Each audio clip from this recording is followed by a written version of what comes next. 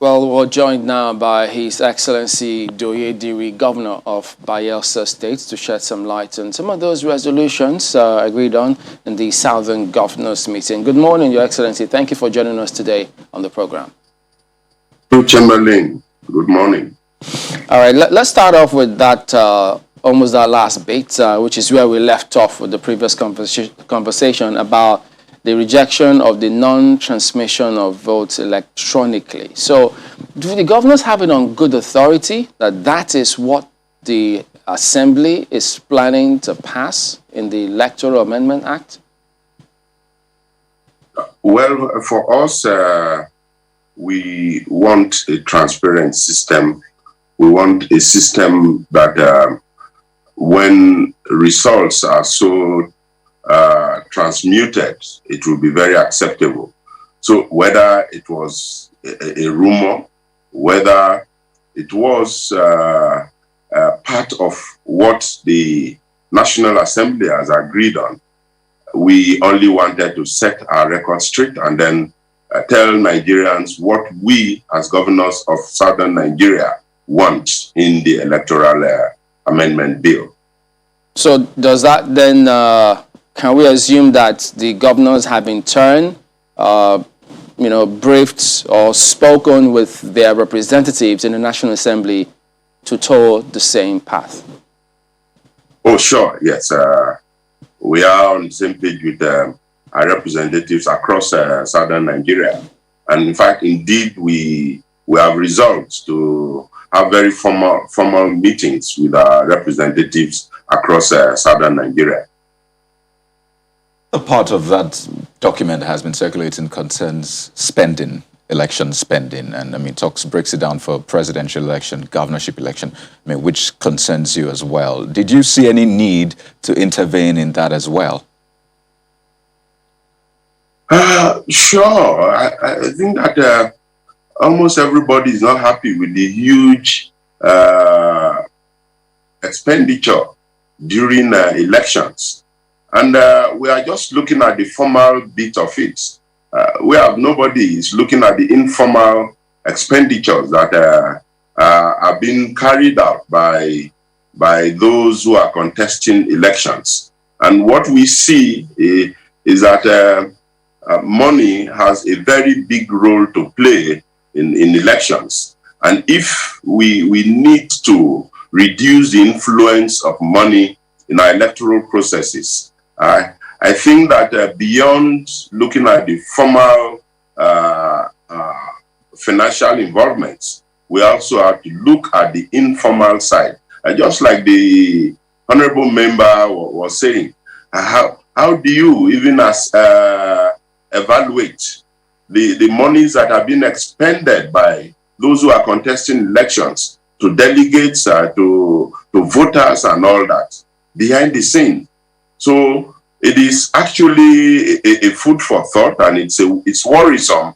And we all, as Nigerians, need to look at that. As governors, we are very worried about it too. Do you see a possibility, Your Excellency, that we can nip that in the bud, such that money doesn't play the kind of role it plays now? You've talked about formal spending and informal spending. The challenge then would be, how do we monitor it? You can't even coin it in law, can you?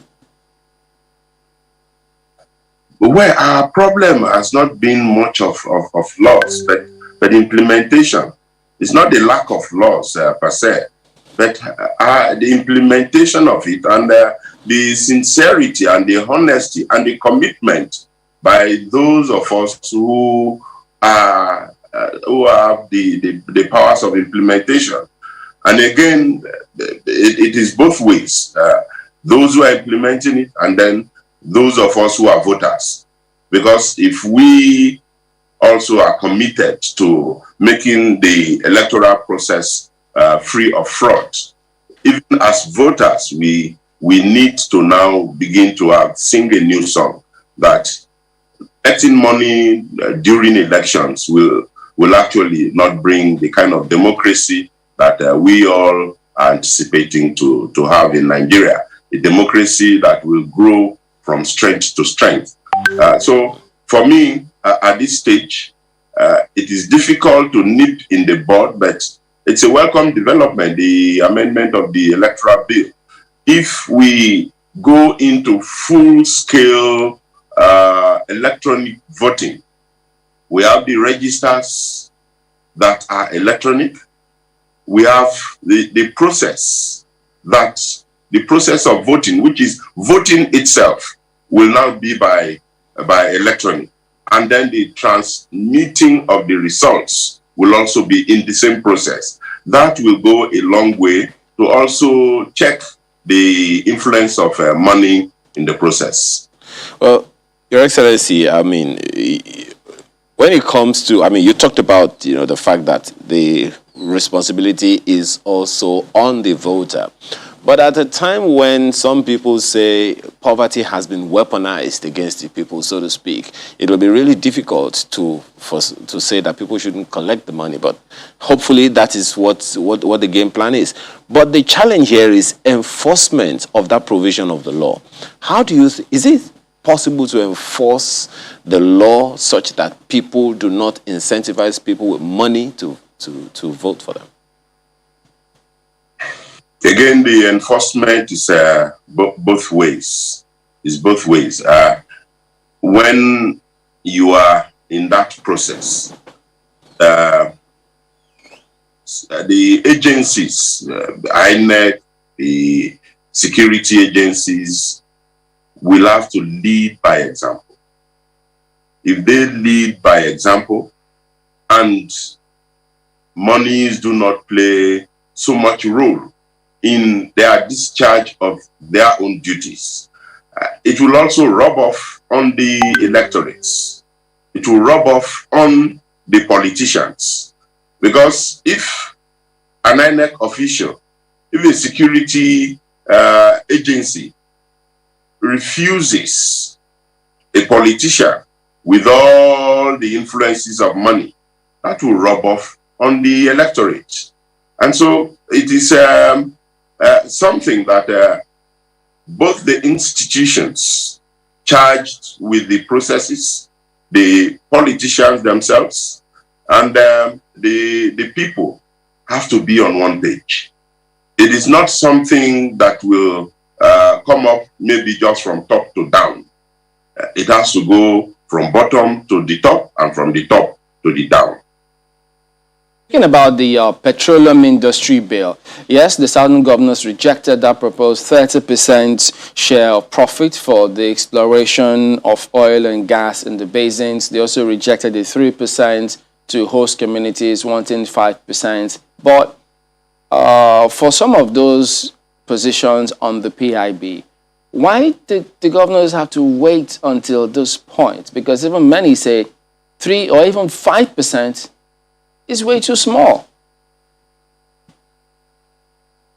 Yeah, that's very correct. The governors didn't wait until now. You recall that our first meeting as Southern governors was in Asaba, and that's about a month ago. And before then, individually, and each state has held a position. And if you look at those positions, they are almost common within the Southern governors. Speaking on behalf of my state, Bayelsa, we held a position, and that was a position that we went to defend even during the public hearings by the National Assembly. And our position was very clear. Clearly, we came against the 30% for exploration of oil in the frontiers states or basins. We cannot imagine how you are proposing, as at that time, even 2.5% for the communities.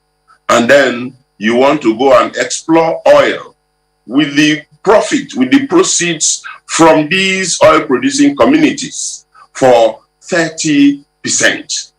Is unthinkable, and that is total injustice. And so for us in Bayelsa and almost all the other oil producing states, we went to National Assembly and stated our position that the least we can stand for was 10%. And we rejected that 30% proposal And by the way, let me state this very clearly. No oil company develops or explores oil from proceeds or profits from an NNPC.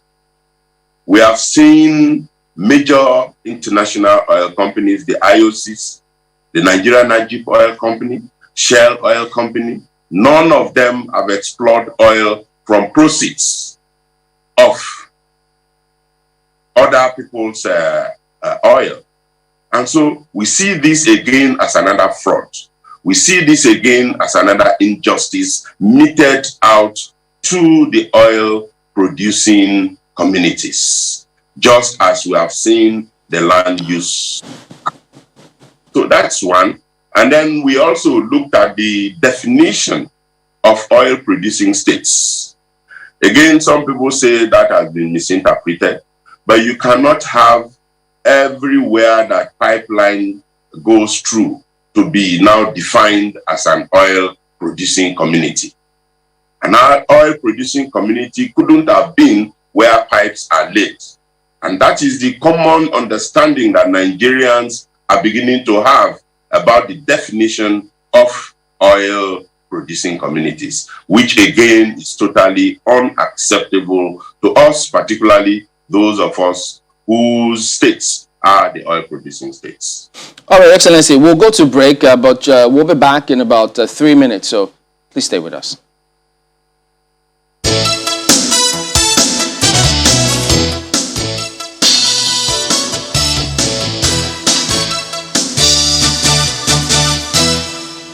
Welcome back to Sunrise Daily. Well, Your Excellency, you were a member of the Senate. You even headed that committee, oil and gas. So many thought that there must have been some negotiations, some lobbying concerning this PIB way before now.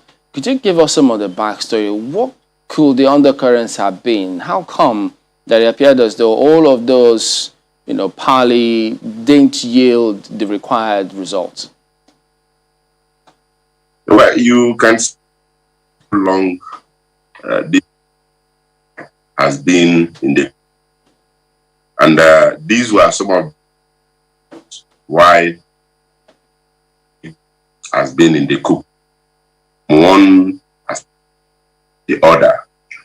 The time we meet was at the national. These were the burning issues.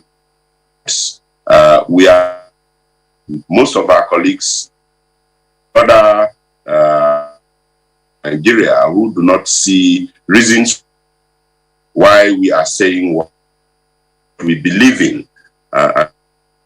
PIB has taken this. I actually want to the current assembly for tackling this. Some of why the PIB are cooked for these number of years. The issues that I've just highlighted, the issues of the deficit and oil producing, and it's a time bomb if we do not address the issue of who and oil producing. It will further lead to more confrontations and agreements within the polity. Your Excellency, it is actually quite interesting when we hear stuff like this that you have said. But if things have gotten to this point, such that the yearnings of the people would seemingly be unmet, what then do you think the options are for the people? Largely, one could see, the efforts, at least efforts of some members of the National Assembly, they made, especially those from the Niger Delta, trying to push as much as they could for the interests of their people. So if the interests of the Niger Delta people are not being met as desired, the host communities in particular, are not being met, what do you think the options are? Yeah, for me and then for us in Bayelsa, we have agreed that we will actually actually engage in dialogue.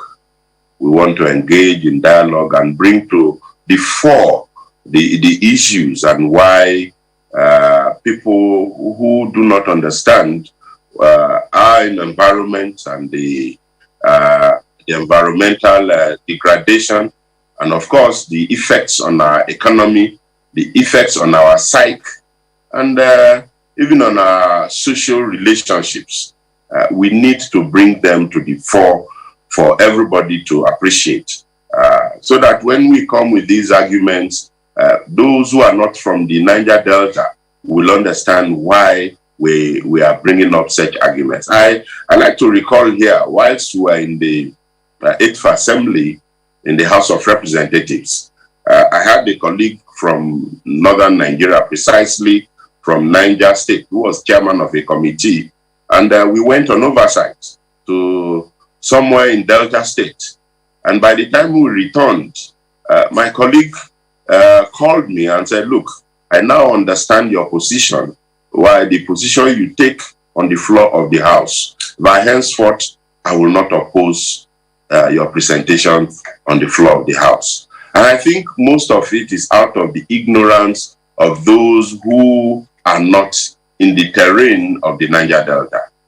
If you go to the Niger Delta now, we're talking about Ogoni cleanup. But the whole of the Niger Delta terrain needs cleanup. If you go to the Niger Delta now, the livelihood of the people is totally finished. And we must consciously give back to these people. And so, for me, the way forward is dialogue, understanding and appreciation of the issues, the challenges of the people of these oil-producing communities. Yes, you see, there are those who also ask the question around why allocate 30%, of profits of the NNPC that you mentioned earlier for new frontiers, when the previous spendings on these frontier business have not been probed. What's your reaction to that? Well, I mentioned it earlier, and our take is that is injustice. Our take is that these are potential areas of conflicts, because I believe that for those of us who are advocating for dialogue, there are also those who had believed and thought that these people actually do not want us to be in Nigeria. Otherwise, I mean, it's unimaginable that you are giving 5%, which is even from the House of Reps, from the Senate is 3%, to those whose communities have been affected, whose means of livelihood has been affected, and going further, oil exploration and oil exploitation is continuing in those communities. And here you are giving 30% to frontier states. And before now, like you rightly mentioned, huge sums of money have been allocated for that purpose. And no oil has been found. In fact, my prayer is that oil should be found in those frontiers, in those basins, so that maybe this expropriation will stop. Because maybe if we find, for instance, oil in Chad Basin, certainly those who are from the Chad Basin will also now become oil-producing communities and will also benefit from the derivation. And let us see if they will agree at that point that those whose soil from which oil is found should be given 13% and 87% should be surrendered to the rest of the country. Well, so many issues on that area, but let's see if it will dovetail into the other. The resolution, part of the resolutions also indicated that by September 1, there was going to be a promulgation of anti-open grazing law in the region. Do you think there's been enough, perhaps consultation, dialogue with other regions in the country to ensure or see reason why this has got to be so, such that there'll be that understanding and not that it will rub off in the wrong way? Yeah, thank you, Chamberlain. First, I'd like to state here that the issue of grazing is a commercial, private activity. Just like any other commercial, private venture. I don't see why we should need somebody else's opinion to regulate the movement of cattle, which is purely a private activity. For us as a state and for us as a region, we are also having the wherewithal, we have the authority to protect our citizens and their businesses. And by the Nigerian Constitution, we have been so vested with these powers of lawmaking. That's why in every state you have a state house of assembly, and which is to regulate. Because where one man's right stops, another person's right begins. And for us in Bayelsa, our anti-grazing law was signed on the 11th of March 2021. And so from the date that I appended my signature and assented to that bill in Bayelsa, it has already come into effect. And we have arrested some of them who breached the law. And they have paid the penalties. And so for us in Bayelsa, it is not from September. Ours have started far back as 11th of March 2021. And so the point here is that we do not need any other person's input in making of our laws.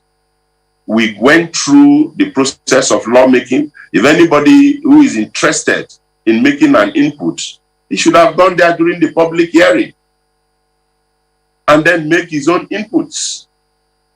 And so the issue of consulting others in making laws just reduces our democracy and what the Constitution actually stands for. You know, I mean, the governors had to come together to say this in some sense. I mean, they say there's strength in numbers. And one wonders, have you had pushback from any quarters such that the governors now had to come together and say, fine, if you can withstand maybe one or two of us, certainly not all of us. Has there been a lot of pushback, especially for your state? I mean, you said you've promulgated that law. Has there been any sort of pushback such that there was a need now for all the governors in the southern region to come together and say, this is what we want? You know, we in our meetings, we discuss common issues and common challenges. This was also one of those common challenges. And when it was even brought to the floor of our meetings, already states like Bayelsa, I think Ondo, Oyo, and few of us have already taken, proactive steps on the issue before. So when it was brought to the floor of our meeting, the response from every other governor was the same. And that's why it was imperative at that point that we take a common position on it. Well, I didn't actually mean that they should seek the permission of others before coming up with a position on the open grazing. I was trying to, because I know politicians use the term lobbying, consultation and the likes before certain things are done. Because, I mean, we've heard them say several times that those people who are actually herding those cows don't really own them, that they're usually those who send them. So it is from that context, especially when we also remember that the governor of Kano State always has said, look, this is not sustainable. We need to ensure that this stops. So that was the perspective. One thought that if you perhaps they let them see reason why this should not be, but the law will remain. So that's what I meant by that. Oh, thank you. I understand you clearly now. But just as you said, even in the north, from where these herders, come to the southern part of the country, there are a lot of voices against open grazing. It is no more fashionable. It is not practicable. And across the world, you don't hear that again. For me, that's another sign, another symptom of underdevelopment in any part of the world. And so we need to move away. We need to move away from open grazing, to ranching. And I'm happy that most of my colleagues, even in the north, not most, some of them are advocating for ranching. And that's the solution to this problem. I don't think that in this century that people should be moving, even those of them who are moving.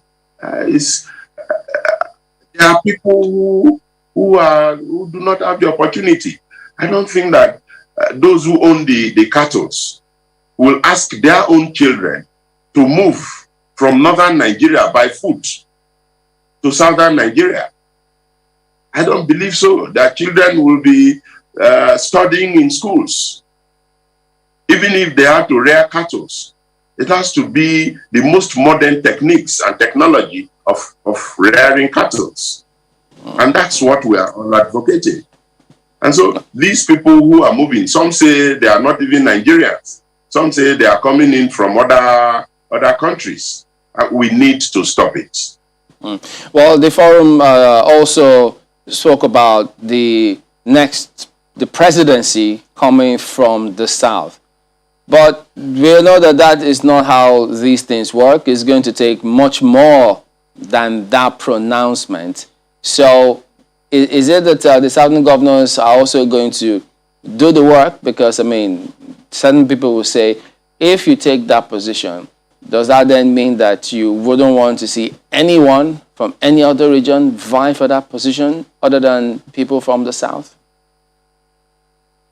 Not necessarily, Chamberlain, not necessarily. Well, this is where your initial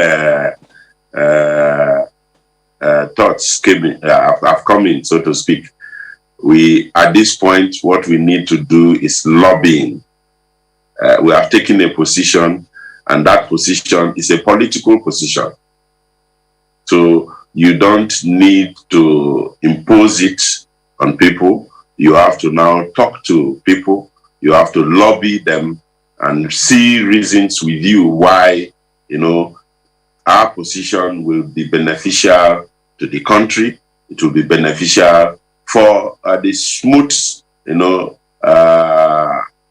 power transfer from one region to the other. The North has what it takes, to produce a president, and ditto the South.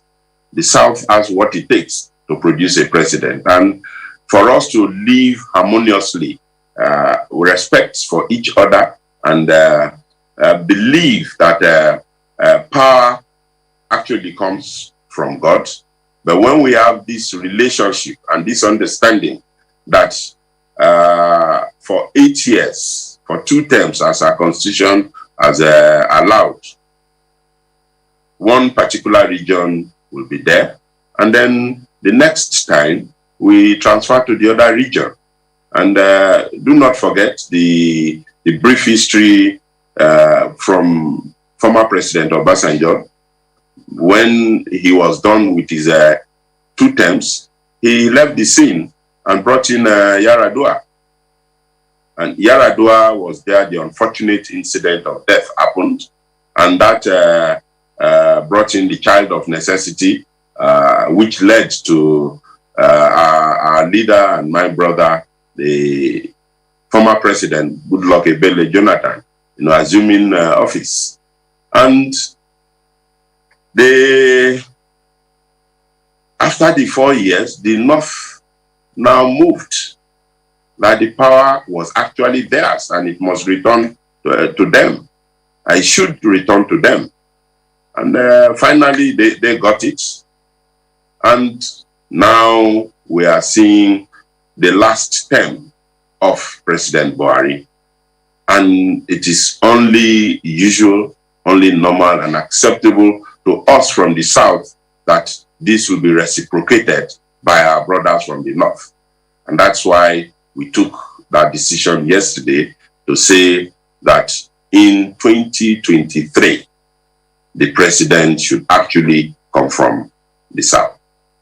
The clock is ticking. It's less than 2 years to the 2023 elections. I mean, one would also imply that that rotation was implied, really, because you just referenced what happened after former President Obasanjo ended his tenure, how we brought in former President Yaradua, and then up till this point. So one would think it was some sort of gentleman agreement.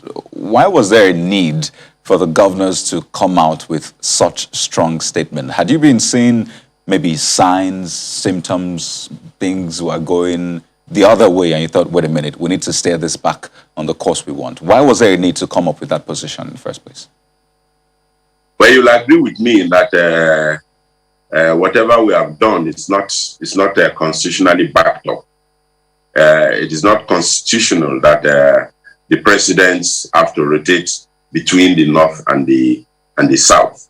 It is actually more of a gentleman's agreement, and to enhance peaceful coexistence and for us to have a democracy that all the groups, all the ethnic nationalities, and all the regions will also key in and buy in.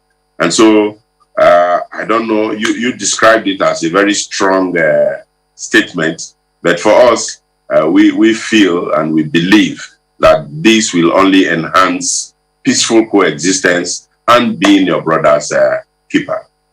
Well, Excellency, it's just a year and some months ever since you got into office, and already you know how it is in this country. People want politicians, elected officials to hit the ground running, as you people usually say. And now they say that in your state that work is slow, the shadow of your predecessor looms large on your administration. They just want a lot of things to change. Well, I don't know who the they are. I don't know who the they are. They're your constituency. They're Bayelsans as well. No, that's not true of Bayelsans. Bayelsans are very happy. Bayelsans know that we are doing well. And Bayelsans have been pouring praises and encomiums on us. But to answer that question, firstly, I came in as governor in the month of COVID-19, which was February. And from then on, well, I would rather say we lost about a year to COVID-19, and a lot of distractions by way of legal battles. But immediately COVID-19 ended and we hit the ground running. We have done so much in the state, that if you, Chamberlain, I would like to invite you to come over to Bayelsa and see things for yourself, so that you will not be depending on they say, but you will actually see and say. I don't like singing my praises. I like others to actually look at and tell me where we have done wrong and where we have done right. But I think that we have done so much, and so much is going on in Bayelsa State. All right, well, we'd like to hear from Bayelsans as well on your promise. But so is it that they don't have a point when they say that, well, yes, your predecessor played a role in your assumption of office, but when they say that he's pulling too much strings, isn't that a point that they make? That's what I'm saying. I don't want you to be the they say Riekura. I want you to go there and see things for yourself. It's a state that politics has divided to factions, and there was so much of bitterness and hatred. And as I speak with you, part of what I came with as an agenda was to ensure that we reconcile. In fact, I came with a ministry of reconciliation. If you go back to my statements on the day of my inauguration, you will see what I mean. And I stood by it, and I've been practicing that. Before now, you see people who do not belong to the same political parties. They can't even eat together. Some of them don't even greet. But all that is changing. And in terms of infrastructure, we are doing so much in infrastructure. We are carrying on with so much of projects, senatorial road projects and urban renewal projects within Yenagua. And we have even started a lot of human capital development. We are not at the peak yet, but very soon we'll get to the peak of human capital development. In fact, so that's the point where, pardon me to jump in. I mean, yes, we always like to see a harmonious working environment and relationship, government really being a continuum. One government leaves, another comes in and continues in that same project from the center to the subnationals. That is always what people want to see. So could you then tell us, or tell our Bayelsans who are equally listening, what is your target? What should they look forward to in terms of either creating the environment for employment, at least in the next, 1 year, 2 years, months? What should they look forward to? Well, a lot of politicians make promises, and sometimes those promises may not be kept. For me, I want to first of all see a peaceful Bayelsa state. A peaceful state. And you will agree with me that Bayelsa, in current day, relatively in Nigeria, is one of the most peaceful states. And I want to see a Bayelsa that will key in to our agenda of prosperity. And Bayelsans have started keying in to the prosperity agenda. And so we are bringing in prosperity, prosperity in spirit, in soul, prosperity in material wealth. And so for us as a government, we would like to, at this point, harness the resources of the state, the resources both human and material, to ensure that our agenda of prosperity is carried on to the end. I'm very sure that by next year, when it will be 2 years, some of you will come on board to see exactly what I mean. Timelines, yes, very good, but sometimes are not feasible because nobody has control of what tomorrow is bringing for us. Just as we didn't know about COVID-19 last year, and COVID-19 came in, our economy went down, downturn in the economy, and everything was affected. So for me, I believe that by next year, when we will hit 2 years, we will showcase what we have done for our state. All right, then, Your Excellency Diri, Governor of Bayelsa State, thank you for your time this morning. Thank you, Chamberlain, and thank you, viewers. All right, let's go ahead and take a look at some feedback coming through from people. Which do we have first? Do we? No way. We usually do. We should. Well, shouldn't we? We clearly do. Yeah. A lot of them, by the way. Yeah, let me just believe that. I mean, we'll see one or two right on the screen right away. Believe that? Yes, I mean, we have to believe. That's faith. I mean, you just heard the governor. Okay, not politician. I think Lagunju is first with this there one. You go. Nice. And it's on Electoral Act. Olagunju Oladele says, several mechanisms for improving democracy have been suggested, most of which involve making it even more transparent. Everyone understands that democracy is not perfect, even in most developed nations. However, the electoral laws should help protect the process. We have seen courts overturn some results, political malpractices, and he says he's yet to see anyone being prosecuted for election fraud. I recall the chairman of the INEC speaking regarding that, referenced the recent conviction that they had. Ends by saying, are there laws to prosecute political parties and players for malpractice? Big question there. And, if you look at those amendments, which they say was strange, about 20 of those provisions, you see these concerns that Nigerians are raising are huge there. They get the impression from that context of the whole of that 20, that some people just want to go somewhere and write certain results without those safety nets, those checks and balances, wherein power, they say, lies with the people. In a democracy, it does lie. People should lie, it should remain there. So that's it. Look at this next one. Anyway. Well, yes, that's Oseni Job, who is saying the truth on the same matter. The truth remains that what is worth doing at all is worth doing well. We need to take the bull by the horn to just hit the hammer on the nail. Let this take effect immediately. That's talking about transfer of elections electronically. However, but please, let's save ourselves from unnecessary election violence as a result of rigging. What about Demola Lalade? Do we have that? Is this? All right, there you go. It says the Electoral Act Amendment Bill that will change the electoral process of the country seems to be compromised again. The leadership of the National Assembly must ensure the Electoral Amendment Bill is properly effected and must represent the wishes of Nigerians. And then Kenneth comes through. We got there. Comrade Diri talking about Southern Governor's Resolution, says the Southern Governor's Resolution is a welcome development. But again, Southern President is really not what we need as a nation, but qualified individuals in the affairs of governance. Until our electioneering process is more transparent, in order for citizens of this nation to elect their choice of leaders into political office, tribe or region in power will not change anything.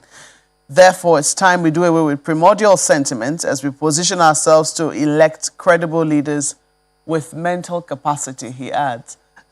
Don't know why that was important. A number of them, there's Kenneth Anelechuku, famous Timile. I think we can see a number. I don't know if we still have time. Do we?